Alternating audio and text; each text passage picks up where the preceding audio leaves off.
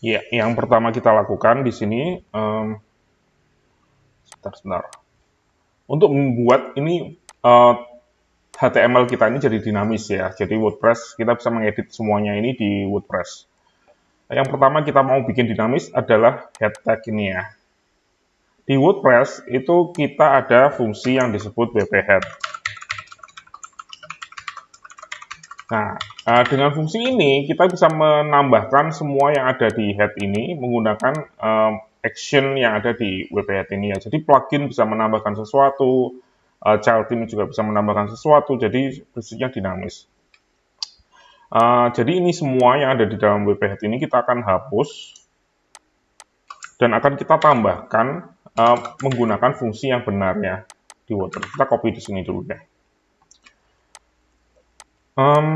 Di wp head ini kalau kita lihat ya, otomatis stylenya akan hancur karena kita hapus semua tadi kan ya. Untuk style sheet, untuk CSS ini, tentunya kita akan masukkan semuanya ke file stylenya kita ini ya. Nah, jadi ini sudah masuk ke style sheet-nya kita tadi, style.css. Sekarang yang perlu kita tambahkan adalah untuk menambahkan ini ya, ke wp head ini. Style sheet-nya ini di-load melalui wp head ini. Caranya gampang sekali. Yang pertama kita butuhkan adalah functions.php.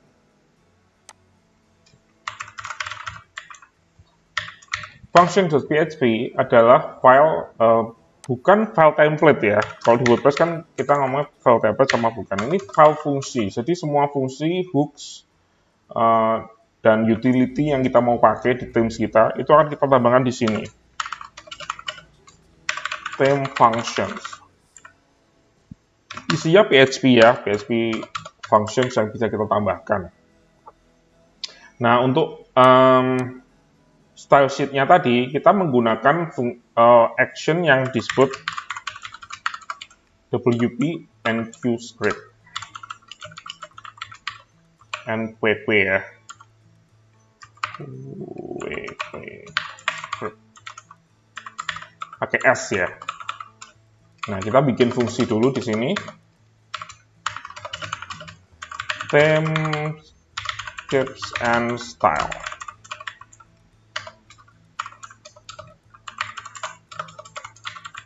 Function, kita pakai prefix. Prefix itu penting sekali ya, jadi biar nggak crash dengan plugin lain, kita kasih fungsi biar nggak fatal error nanti kalau ada plugin lain yang bikin sesuatu fungsi dengan nama yang sama.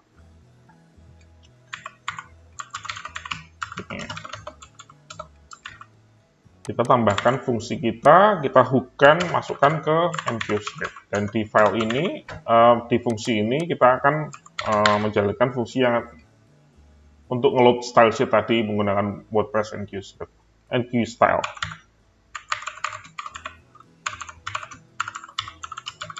Kita kasih nama touchstyle. Ya, ini untuk theme style-nya ya, theme utama dari themes tersebut, CSS-nya. Gimana sih caranya dapat URL untuk style sheet? Kalau untuk style sheet ini, WordPress tuh punya fungsi namanya get style sheet URI. Gini ya.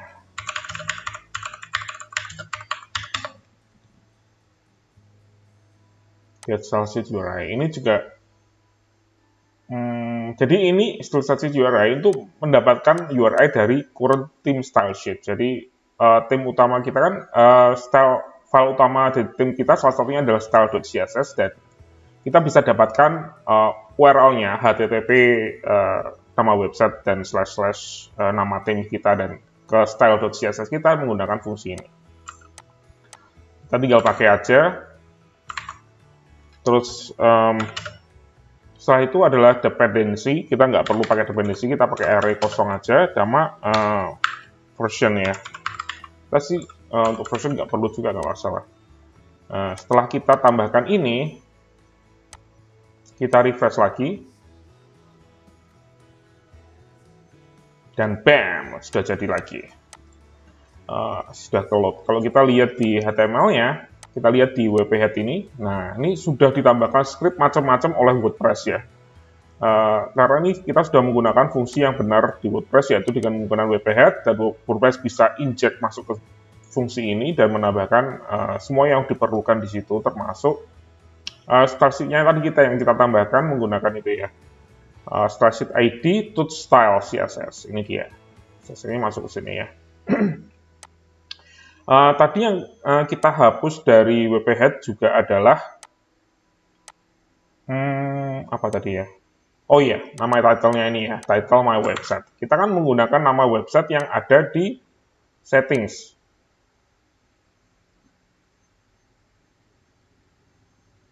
Nah, title-nya ada di sini ya.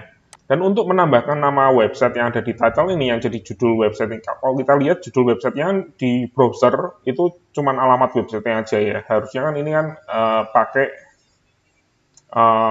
ini ya dari general setting ini ya. Caranya adalah dengan menggunakan theme support title tag. Ini ya relatif baru, mungkin ya 5 tahun yang lalu. Saya orang agak tua ya, jadi bilangnya baru. Karena dulu belum ada, waktu awal-awal saya bikin themes. Theme support. Jadi theme support ini di WordPress kita bisa menambahkan macam-macam ya di after setup theme. Kita kasih nama setup. Kita ganti namanya jadi theme setup deh. Ini dimana kita akan menambahkan banyak hal di WordPress theme kita menggunakan fungsi-fungsi yang ada di WordPress.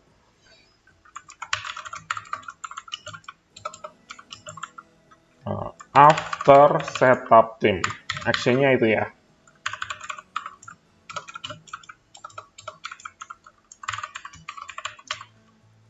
Setup.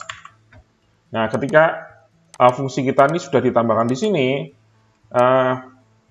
kita bisa nyari kok di sini. Theme support WordPress. Theme support ya. Jadi di WordPress itu ada beberapa support yang sudah bisa dibilang kayak semacam framework ya, fungsi-fungsi yang siap pakai yang bisa digunakan oleh theme developer seperti kita untuk mempermudah kerja kita. Nanti kita akan ngomongin banyak ya. Yang pertama yang mau kita tambahkan itu title tag ini. Jadi title tag ini akan menambahkan title di head ini ya, head area menggunakan WP Head ini. Kita tambahkan di situ theme support title tag. Kalau kita refresh lagi, nah ini sudah jadi ya, my website just another WordPress. Nah ini bisa dilihat di title tag yang ada di sini. Ya tadi satu baris itu tadi menambahkan ini semuanya. Jadi ada title dan description, dan ini kalau kita mengunjungi misalnya halaman misalnya Hello World tadi.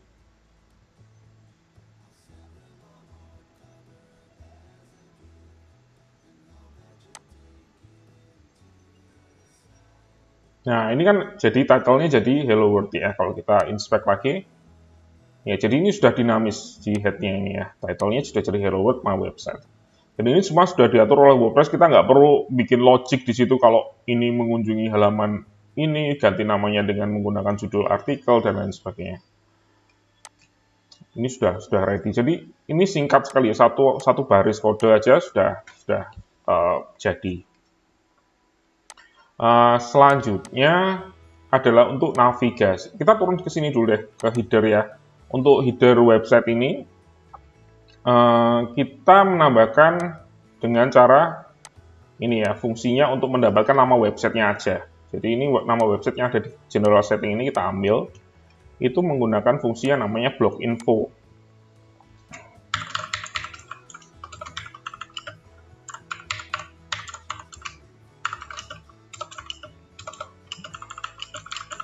Name, jadi gini. Kalau kita mau lebih, oke, kita coba dulu deh. Nama website, kita refresh.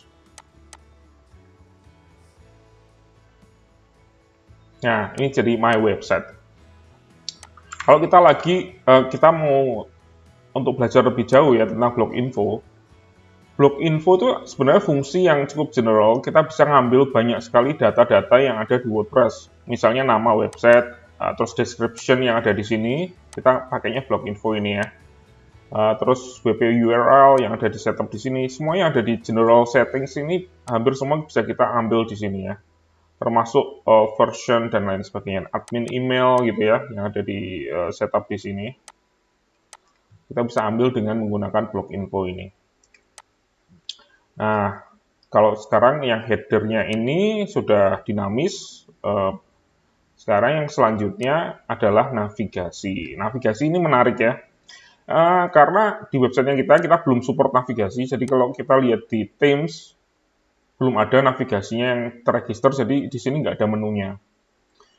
Kita bisa menambahkan ini dengan menggunakan fungsi yang namanya register nav menu. Dan ini harus dihookkan ke init hook ya. Jadi kita akan kasih register gitu ya.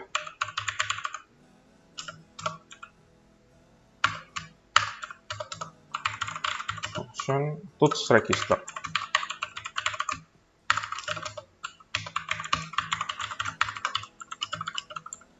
Nah, semua dihookkan ke init hook yang ada di sini. Terus kita tambahkan fungsinya kita. Nah, kita tambahkan dengan menggunakan register nav menus. Biar nggak salah ketik lagi, saya ketik di sini dulu, saya search. Sebenarnya ada dua ya, register nav menu sama register nav menu. Kalau kita mau meregister lebih dari satu, kita pakai nav menus. Kalau kita cuma mau register satu, kita pakai nav menus. Tapi kalau mau register satu pakai nav menus juga bisa sih. Kita pakai nav menu aja karena kita mau register satu dan biar simple. Register nav menu. Parameter yang pertama adalah location, theme location. Di filenya kita ini saya pakai namanya untuk theme location-nya adalah primary navigation ya. Mungkin kita mau nanti bikin secondary navigation yang ada di bawah atau mungkin footer navigation atau di mana. Ini namanya arbitrary ya, jadi kita bisa bikin nama terserah kita. Tadi sampai mana ya? Oke, kita tambahkan di functions.php.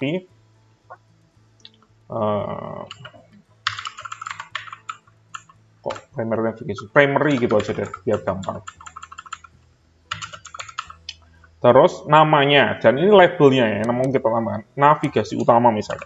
Kita pakai bahasa Indonesia aja deh. Atau primary navigation gitu ya. Bahasa Indonesia deh, biar gampang kelihatan kalau ini editannya kita. Kalau kita refresh lagi di admin, nah kita bisa lihat ada menu baru di sini, yaitu menus. Kalau kita buka, kita bisa bikin menu baru di sini. Nah, kita bisa tambahkan menu di sini. Create your first menu below. Kita akan bikin menunya namanya navigasi. Kita create menu.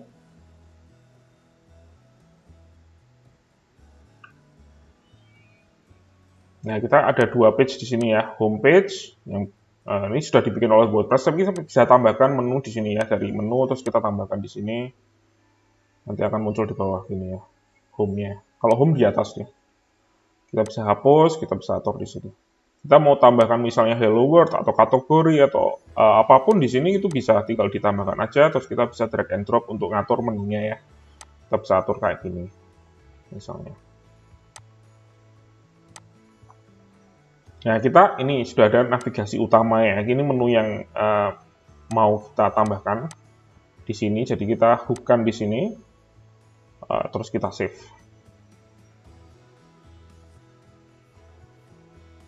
Nah, sudah disimpan sekarang.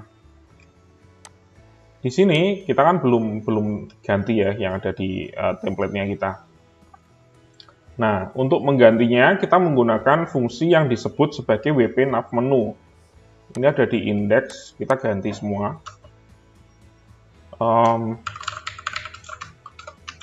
saya nggak hapus dulu deh biar gampang. WP nav menu. Nah, kita lihat dulu di kodek ya, di dokumentasi, biar kita bisa belajar sama-sama, karena saya juga nggak hafal. WP nav menu, ini ada beberapa argumen ya. Ini argumennya tuh array gini sih. Nah, ini ada menu, nama menunya apa misalnya, terus menu kelasnya apa, CSS kelasnya, menu ID-nya apa, dan lain sebagainya. Nah, di sini kita pakai temp location. Temp location itu yang sudah kita registerkan di sini ya. Ini ya, temp location-nya adalah primary. Kita bikin temp location. Jadi dia tahu ya, kalau temp location-nya itu di sini tuh primary, jadi ketika WordPress akan menambahkan menu yang sudah ada di kita bikin ini, yang kita assign ke primary ini, navigasi utama, akan di-display di sini, di lokasi ini ya. Nah, kalau kita sudah refresh lagi, nah kita sudah kelihatan ini menunya yang kita buat di sini. Kalau misalnya kita ganti drag and drop ini ya, sample page di atas, kita save, ini menunya akan masuk ke sini.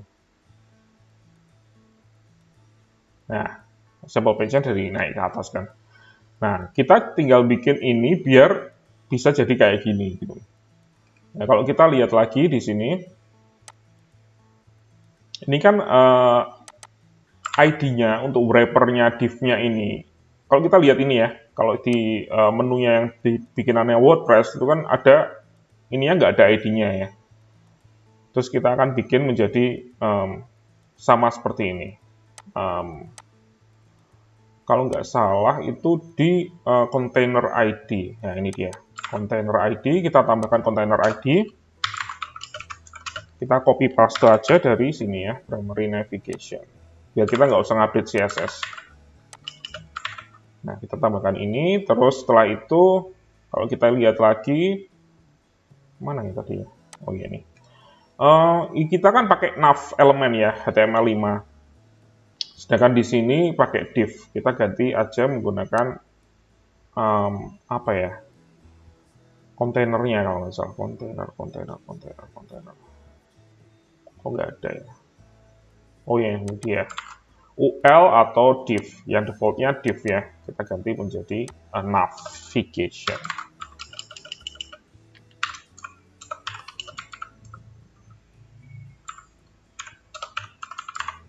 Oh, nav. Nah, terus kita save aja. Nah, sudah jadi sekarang. Cuman gini aja, kita sudah bisa bikin navigasi yang simple, yang navigasi yang bohong-bohongan. Artinya yang dummy kita hapus saja. Nanti kita belajar lebih jauh ya tentang WP nav menu ini ya. Karena ini banyak sekali yang bisa kita gali di sini. Kita bisa bikin banyak modifikasi di situ.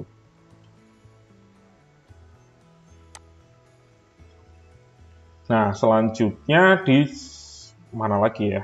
Oh ini judul artikel aja ya. Di artikelnya ini istilahnya adalah loop ya di WordPress. Semua yang bikin WordPress harusnya familiar sekali dengan fungsi template yang ada di sini ya untuk ngeloop artikel yang sedang di-load di WordPress. Jadi ketika kita ngunjungin ini kan archive ya, archive dari WordPress untuk ngeload semua artikel yang ada di sini.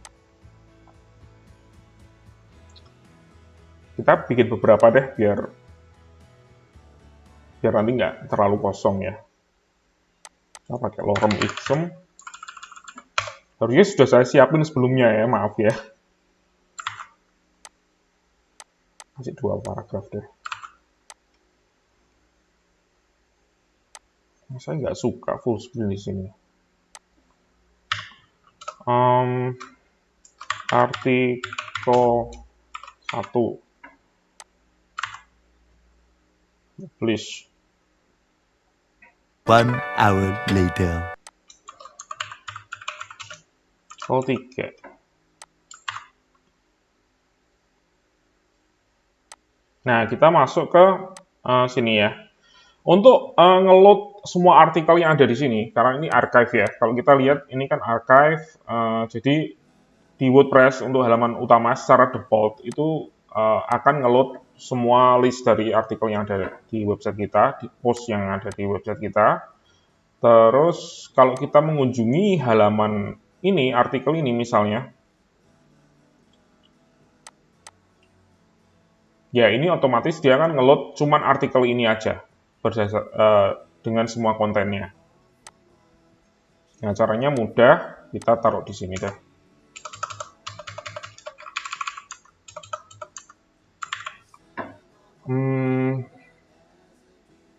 Loopnya itu if ini ya, if have post. Ini ya memang hafalan ya, atau kita bisa copy paste dari misalnya theme 2020 atau theme defaultnya WordPress.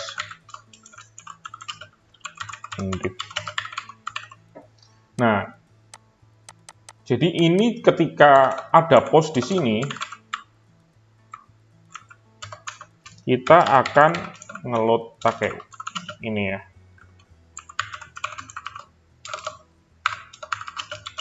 Dan jika post ini loaded ya,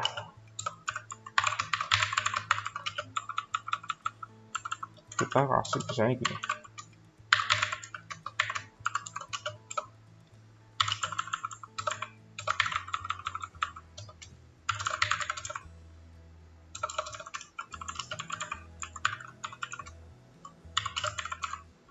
Ya, cuman gini aja.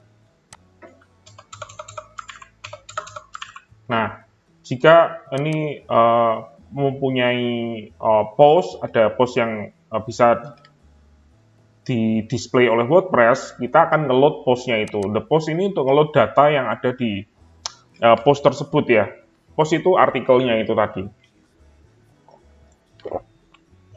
Jadi semua data yang ada di dalam sini itu adalah data di tiap artikelnya itu. Jadi ini kayak for each loop ya. Nah, kita tinggal copy yang ada di sini.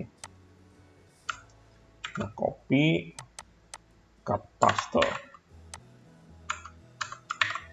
Ini yang ini kita hapus saja. Nah, kalau kita refresh lagi, nah, akan ada 1, 2, 3, 4 artikel yang sama. Karena ini jumlah artikel yang kita punya, itu ada 4 ya di sini. Tapi ini semuanya kan masih statis ya, masih yang kita tambahkan di sini. Dan untuk menambahkan ini, kita tinggal pakai fungsi-fungsi dari WordPress untuk ngambil judul artikel. Yang pertama adalah the title. Nah, kita tambahkan, kita refresh. Nah, ini sudah jadi artikel 1, artikel 2, Hello World. Tinggal sekarang adalah kontennya. Untuk konten, sekarang kita ada 2 ya. Ini kan halaman archive, yang sedangkan yang ini tadi artikel 3 kan halaman yang full, jadi satu artikel sendiri. Kalau kita lihat ya, ini cuma artikel 3. Nah, untuk yang di sini kita akan hanya menambahkan namanya excerpt atau ringkasan dari artikel ini. Sedangkan kalau kita melihat halaman artikel itu, kita akan menunjukkan semua konten yang ada di artikel itu. Full ya. Jadi caranya kita menggunakan conditional seperti ini. If is singular,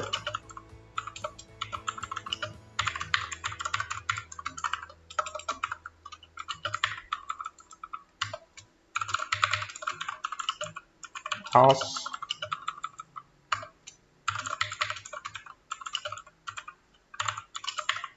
nah, jadi ini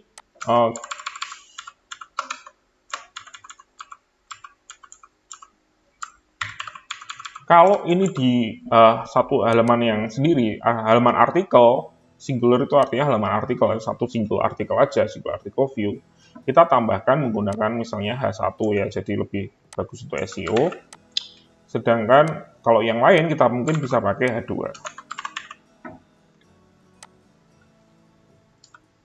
Dan ini juga harus ada linknya ya di sini ya. Untuk bisa kita menuju ke artikel tersebut.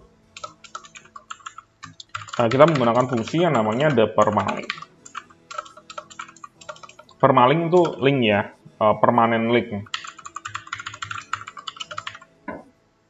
Kita tambahkan i di sini, dan ini jadi the title. Dan untuk yang singular kita akan menambahkan dengan menunjukkan semua kontennya full. Fungsinya yang kita pakai adalah the content. Sedangkan yang di sini untuk yang di loop ini, yang di list dari artikel, kita akan menggunakan the excerpt.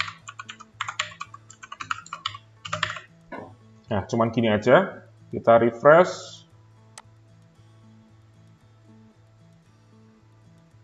Oh, fatal error. Oh, ini salah ketik.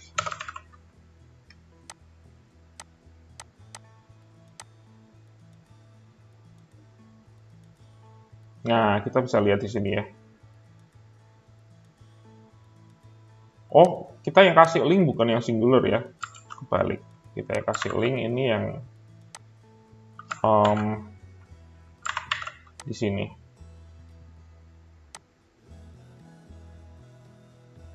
Nah, ini ada linknya sudah. Kalau kita refresh di sini, ya ini adalah artikel yang full artikel, semua kontennya tadi kita tulis keluar di sini, sedangkan di sini hanya ringkasannya aja atau yang beberapa kata pertama dari artikel tersebut.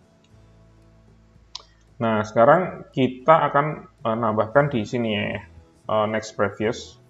Oh ya, sebelumnya untuk the title ini sebenarnya cara yang benar untuk menambahkan tag yang ada di sini itu menggunakan ini ya. Ada juga fungsi tambahan argumen untuk yang before and after gitu.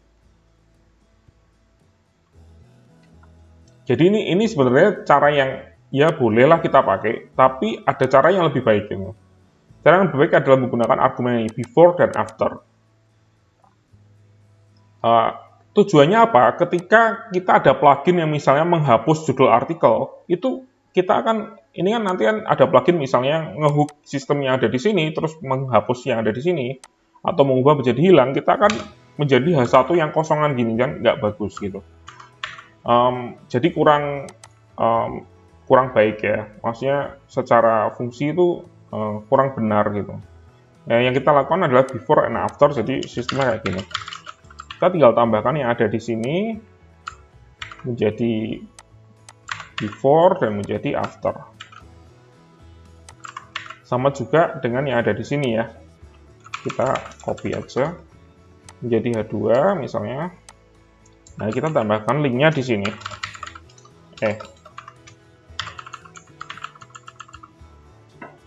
Tambahkan linknya di sini. Jadi gini ya, before after. Tapi kita nggak bisa pakai the permalink kayak gini ya. Ini salah. Kita pakainya get permalink. Jadi kita hapus yang dari sini karena ini adalah string. Kalau the permalink tadi itu kan di print ya. Caranya dengan menggunakan get permalink. Jadi ini di return dari fungsinya. Kayak gini, terus kita refresh lagi, masih sama hasilnya. Cuman ini cara yang benar, yang best practice-nya tuh mestinya kalau mau pakai the title tuh pakai before after ini. Jadi ketika ada filter, mereka bisa memanipulasi ini. Misalnya ada filter SEO, kita mau ganti yang semua H2 yang ada di ini menjadi H3 misalnya. Itu bisa dilakukan di sini. Ketika kita hardcode semua yang ada di sini, misalnya H2, kan itu sudah nggak bisa lagi diubah oleh plugin ya. Nah, untuk menunjukkan next previous yang selanjutnya nih, ini ya. Oke, sebelumnya ada yang saya lupa, ketika kita pakai WP Head ini, kita juga perlu menggunakan namanya WP Footer. WP Footer ini digunakan hampir sama dengan WP Head ya, untuk menginjek dari WordPress dan plugin untuk menambahkan semua yang ada di head, tapi plugin juga dan WordPress juga akan menambahkan yang ada di footer. Atau sebelum, ini ditambahkan di sebelum ini ya, penutupan body tag. Nah, ini menarik nih. Kalau kita lihat ini kan belum ada admin bar-nya, karena WordPress masih belum bisa nginjek script ke footernya dari sini. Ketika kita refresh, nah ini semua script sudah masuk ke WordPress ya. Jadi WordPress sudah punya kontrol dan plugin juga bisa menambahkan script-script di sini. Jadi ini wajib ya, WP Footer sama WP Head itu wajib. Nanti kita bicara lagi tentang dinamis konten-konten yang bisa kita tambahkan di sini yang masih salah-salah. Untuk yang pagination, kita pakai namanya the post pagination fungsinya.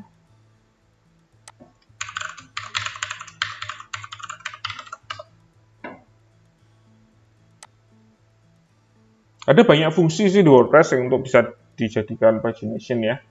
Ada post pagination, ada paginate links. Kita pakai ini aja karena ya, paling simple.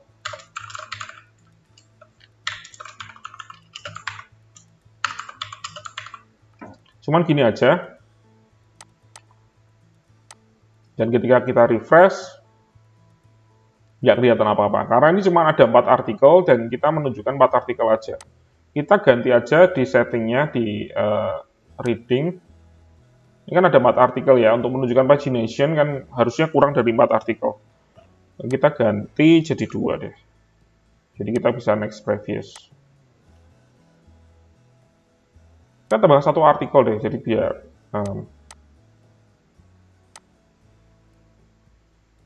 artikel 3, artikel 4.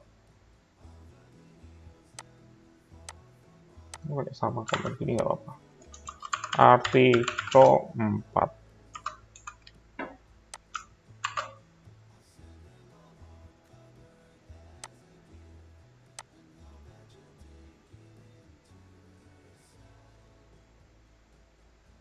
Nah, kalau kita lihat sini, sudah ada post navigation, ada next, ada previous, dan ini stylenya sudah oke lah ya. Nah, kita bisa ada halamannya juga. Dan ini ada namanya post navigation. Post navigation ini adalah screen reader text ya. Screen reader text itu digunakan untuk aksesibilitas. Jadi orang-orang yang mungkin penglihatannya terganggu, cuman bisa mendengarkan dari website itu dibacakan pakai mesin gitu ya. Jadi tahu ketika ini ada link next previous itu next previous apa gitu. Judulnya post navigation. Oh, ini untuk navigasi post itu tersebut. Dan ini kalau kita lihat itu pakai H2 dengan class screen reader text. Kita tambahkan deh. Saya nggak tahu. CSS. Jadi ini sih mestinya di hidden ya nanti dengan screen reader text ini.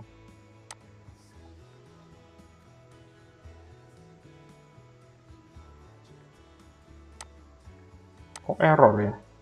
Oh ini dia. Ini kita tambahkan aja di CSS kita. Di bawah aja deh.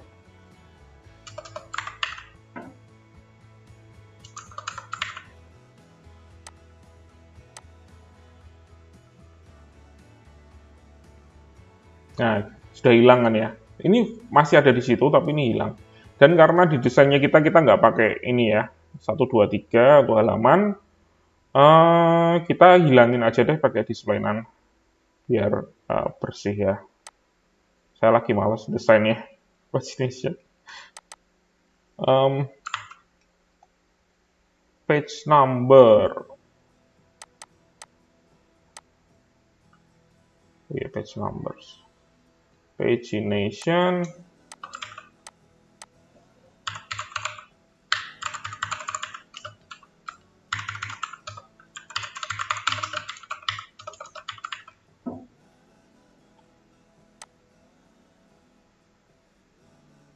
Ya, sudah hilang dan kita hapus yang statis yang kita bikin next previous-nya.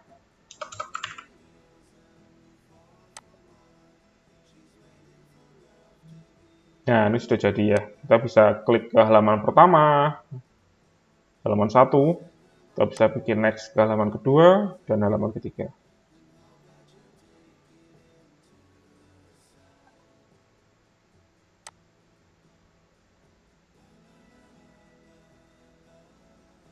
Nah, kita bisa klik home, kita juga bisa klik sample page.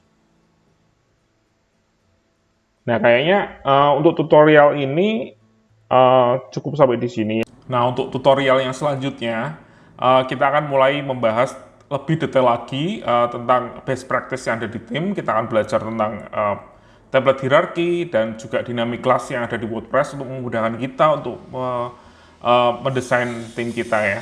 Jadi ya tonton terus channel ini, jangan lupa di subscribe, klik like kalau suka, dan tinggalkan komentar jika ada pertanyaan. Terima kasih.